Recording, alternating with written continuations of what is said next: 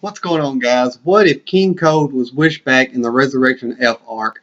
I am Watchman C. You can follow me on Twitter if you want at watch_man_C. I'll have that linked in the description box below. Also, if you like NFL football, I run an NFL football channel.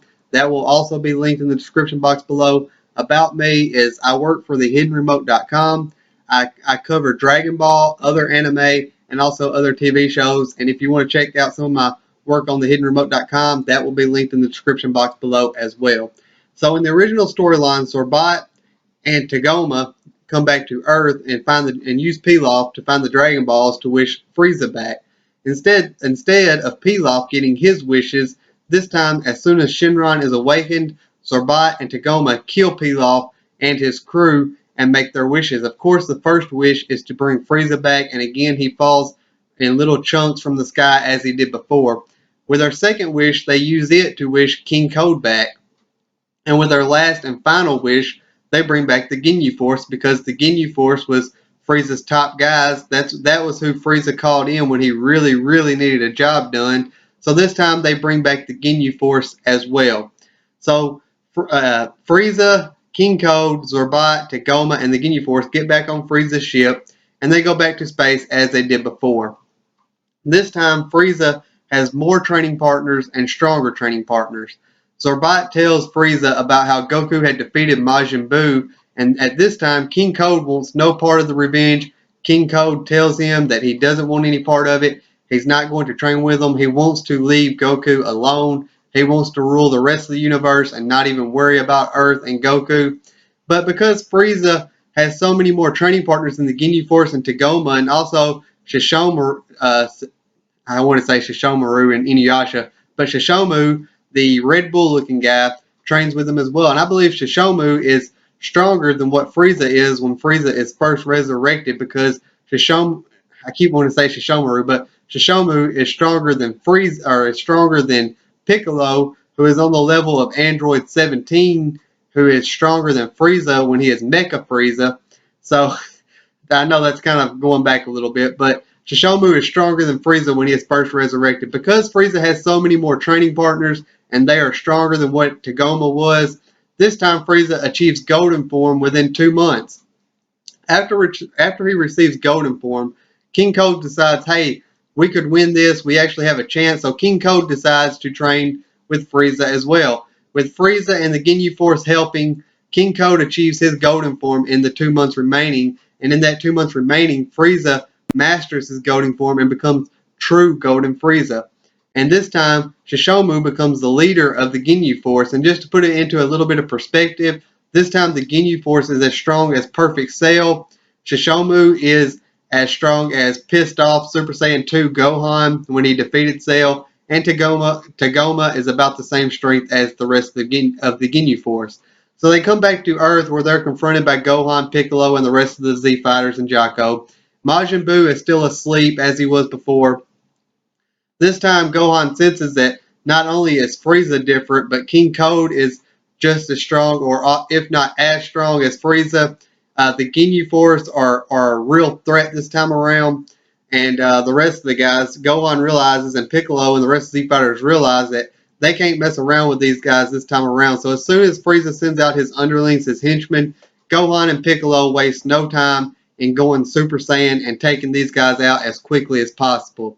Next, Frieza sends in the Ginyu Force, and remember how strong these guys are this time around. The Ginyu Force makes easy work of the Z Fighters, and Frieza destroys the Earth. Because of how it works out this time, Bulma does not have the opportunity to get a cake and summon Beerus and Whis, so Goku and Vegeta never have any idea of what's going on. Gohan is never able to power up enough for Goku to be able to sense him to use this instant transmission, so they never show up this time. After the Earth is destroyed, Majin Buu wakes up in space and he's crying because he doesn't know what happened. The Earth is gone, his home is gone, and Hercule is dead. Supreme Kai uses instant transmission to find Buu in space and brings him back to his planet, the Supreme Kai planet, while Gohan and Piccolo make their way to the Supreme Kai planet after being killed. Once there, Supreme Kai summons Beerus and Whis and Goku and Vegeta to come to the planet. Once Beerus and Whis and Goku and Vegeta arrive, Gohan and the rest of the guys there explained to Majin Buu and Beerus and the rest of the crew what had happened and how Frieza had come back and how he's much more powerful and how the Ginyu Force is much more powerful. So Goku decides to use instant transmission when he goes to New Namek and he uses the Dragon Balls. First, he wishes back the Earth. Second, he wishes back Dende because the Namekian Dragon Balls can only bring one person back at a time, I believe.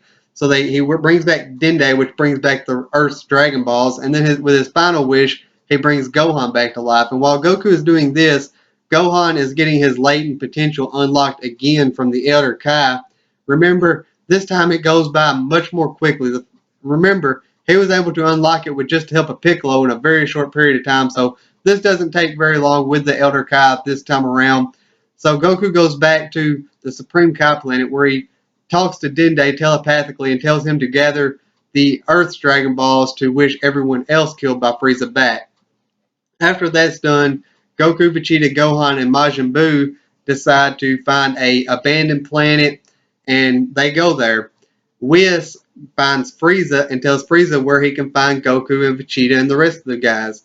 So again, Frieza and his crew shows up to this abandoned planet where Goku, Vegeta, Gohan, and Majin Buu are at. And this time Gohan is Mystic Gohan, Majin Buu is there, and Goku and Vegeta are there. The Ginyu Force is taken out by Majin Buu. Remember, Majin Buu is much more powerful than Cell or Deborah. Those two are about on the same level. So they're even because there are so many of them and Tagoma, Majin Buu has a little bit of trouble, but because Buu is indestructible, he is able to take them out. While Gohan takes on Shishomu, and remember Shishomu is about as strong as he was as a teenager when he was fighting Cell, and Gohan doesn't have much trouble with him either. And if you want, you can even say he's as strong as Super Buu as well. But so Gohan, he does have a little bit of trouble, but nothing he can't handle. Well, Vegeta fights King Cold and Goku fights Frieza. Vegeta is able to take out King Cold, but King Cold has the upper hand through most of the fight because remember Frieza had the upper hand on Goku through most of the fight, but King Cold's body is not used to the golden form, and eventually he reverts back to his regular form, and Vegeta takes him out. Goku fighting Frieza is not working out very well for Goku. Frieza has the upper hand. Frieza is beating Goku, even though he is Super Saiyan Blue and Frieza hasn't seen this form yet. Frieza is still beating Goku, and Goku can't do much about it.